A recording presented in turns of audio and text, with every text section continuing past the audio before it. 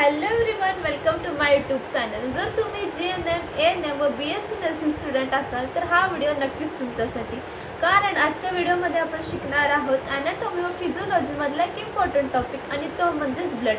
Blood हा असा component आहे की तो आपल्या शरीरामध्ये ऑक्सिजन, न्यूट्रियन्स व हार्मोन संपूर्ण शरीरात पोहोचवण्याचं काम करतो। म्हणूनच ब्लडला आपल्या शरीराचा रिव्हर ऑफ लाईफ असे म्हणतात। आजच्या व्हिडिओमध्ये आपण बघणार आहोत ब्लडबद्दल संपूर्ण डिटेल। ब्लड म्हणजे काय, ब्लडचे फंक्शन कोणते, ब्लडचं कंपोजिशन कोणते व ब्लड सेलचे प्रकार। तर व्हिडिओ हा शेवटपर्यंत नक्की बघा, कारण हा टॉपिक एक्झामसाठी खूप इम्पॉर्टंट आहे। तर सर्वात आधी आपण जाणून घेऊयात ब्लड म्हणजे काय। तर ब्लड हे एक स्पेशलाइज कनेक्टिव्ह टिश्यू आहे की जे आपल्या शरीरात सतत सर्क्युलेट होत असतं। अडल्ट व्यक्तीच्या शरीरात साधारण 4.5 ते 5.5 लिटर एवढं ब्लड असतं। ब्लडचं मुख्य काम म्हणजे ऑक्सिजन ट्रान्सपोर्ट करणे, सेलपर्यंत न्यूट्रियन्स पोहोचवणे, आपल्या शरीरातील वेस्ट प्रोडक्ट बाहेर काढणे व आपल्या शरीराचं बॉडी टेम्परेचर हे मेंटेन करणे। आता बघूयात आपण कंपोजिशन ऑफ ब्लड। ब्लड हे मुख्यतः 2 भागांपासून बनलेले असतात।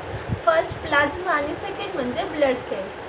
तर प्लाझ्मा म्हणजे काय, प्लाझ्मा म्हणजे हा ब्लडचा लिक्विड पार्ट असतो। त्यामध्ये ब्लड हे साधारणतः 55% भाग हा प्लाझ्मानेच व्यापलेला असतो। तर प्लाझ्मामध्ये मुख्यतः वॉटर हे 90% असते। त्यात न्यूट्रियन्स, वेस्ट प्रोडक्ट, हार्मोन इत्यादी सगळ्या गोष्टी या प्लाझ्मामध्ये असतात। आता बघूयात ब्लड सेल। ब्लड सेल्स म्हणजे काय, तर ब्लड सेल्स ह्या 3 प्रकारच्या असतात। फर्स्ट RBCs म्हणजे red blood cells, second WBCs म्हणजे व्हाईट ब्लड सेल्स आणि तिसरं प्लेटलेट्स।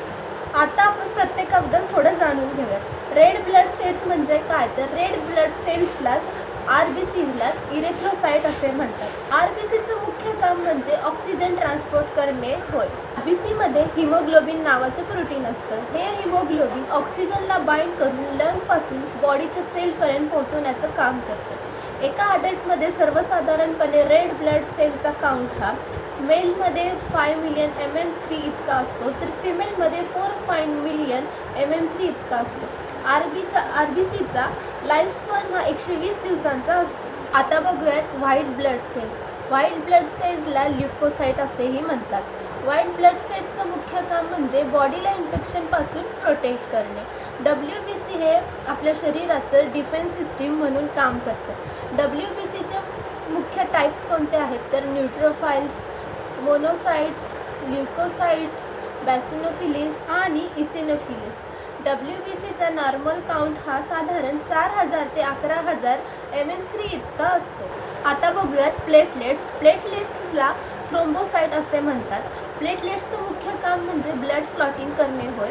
ब्लड क्लॉटिंग म्हणजे जेव्हा आपल्याला एखादी जखम होते तेव्हा त्या जागी प्लेटलेट्स जाऊन क्लॉट तयार करतात व आपलं ब्लिडिंग प्रिव्हेंट होतं। प्लेटलेट्सचं नॉर्मल काउंट हा 1.5 लाख ते 4 लाख MM3 इतका असतो। आतापर्यंत आपण बघितलं ब्लड म्हणजे काय, ब्लडचं कंपोजिशन कोणतं होतं, ब्लड सेलचे प्रकार कोणते होते। आता आपण बघूयात ब्लडचं फंक्शन काय, म्हणजेच ब्लड हे आपल्या शरीरात कशा प्रकारे काम करतं। आता बघूयात फंक्शन ऑफ ब्लड। तर त्यातलं पहिलं फंक्शन आहे श्वसन कार्य। ब्लड हे आपल्या शरीरामध्ये ऑक्सिजन लंग्सकडे घेऊन जातो आणि पूर्ण शरीर पेशीमध्ये त्याचा पुरवठा करतो, आणि त्यानंतर पेशी चयापचयाच्या क्रियेत जो निर्माण झालेला CO2 असतो तो लंग्सकडे रिपीट घेऊन जातो। सेकंड फंक्शन आहे शरीराचे तापमान नियंत्रित ठेवणे। रक्ताद्वारे शरीराचे तापमान हे 37°C ठेवले जाते। जर अचानकपणे तापमान वाढले तर त्वचेकडे रक्ताचा जास्त प्रवाह घेऊन घामाद्वारे आपल्या शरीराचे तापमान कमी केले जाते। घामाची वाफ होण्यास लागणारी उष्णता ही शरीरातूनच घेऊन शरीराचे तापमान कमी केले जाते। तिसरं फंक्शन आहे उत्सर्जन। पेशी चयापचयानंतर निर्माण झालेल्या युरिक ॲसिड व निर्माण होणाऱ्या पाण्यास किडनीकडे वाहून नेऊन त्याचे उत्सर्जन करणे।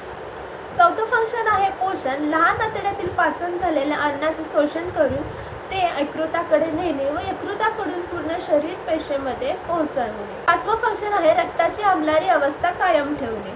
रक्तातील प्रथिने पदार्थाद्वारे रक्तातील आम्लारी अवस्था ही 7.35 to 7.45 pH संतुलित ठेवली जाते। 6वं फंक्शन आहे शरीर रक्षण.